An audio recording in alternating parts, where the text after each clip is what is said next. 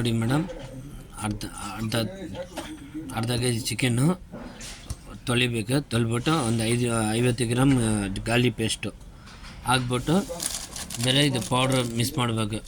Green masala ಅದು ನೋಡೋಕ್ಕೆ ಹಂಗೆ ಐತೆ. ಉಪ್ಪು ಖಾರ ಏನು ಹಾಕ್ಬೇಡ.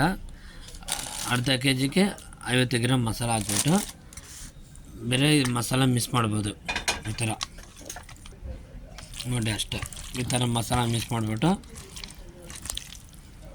ಒಂದು 5 ನಿಮಿಷ ಬಿಟ್ಬಿಟ್ಟು ಫ್ರೈ ಮಾಡಬೇಕು. ಮತ್ತೇನು ಉಪ್ಪು ಖಾರ ಏನು ಹಾಕ್ಬೇಡ. ನಿಮ್ಗೆ ಇನ್ನೂ ಸ್ವಲ್ಪ ಬೇಕಾ ಇನ್ನೂ ಸ್ವಲ್ಪ ಹಾಕ್ಬೋದು. ಖಾರ ಉಪ್ಪು ಜಾಸ್ತಿ ಬೇಕನ್ನ ಹಾಕ್ಬೋದು. ಬೇರೆ ಈ ಥರ ಮಸಾಲೆ ಮಿಕ್ಸ್ ಮಾಡ್ಬೋದು. ಮತ್ತೇನು ಉಪ್ಪು ಖಾರ ಏನು ಹಾಕ್ಬೇಡ ಮೇಡಮ್. ಹಂಗೆ ಮಿಕ್ಸ್ ಮಾಡಿ ಆಯಿತಾ. ಎಣ್ಣೆ ಬಿಸಿ ಆಯಿತಾ, ಡೈರೆಕ್ಟಾಗಿ ಹಂಗೆ ಫ್ರೈ ಮಾಡ್ಬೋದು. ಒಂದು ಅರ್ಧ ಗಂಟೆ 1 ಗಂಟೆ ಬಿಟ್ಬಿಟ್ಟು ಫ್ರೈ ಮಾಡ್ಬೋದು. ಆವಾಗ ಬೇಕಾ ಆವಾಗ ಇಮ್ಯುನಿಟಿ ಮಾಡ್ಬೋದು.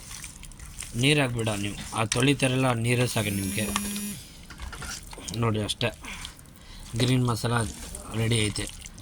ಆಮೇಲೆ ಫ್ರೈ ಮಾಡಿಬಿಟ್ಟು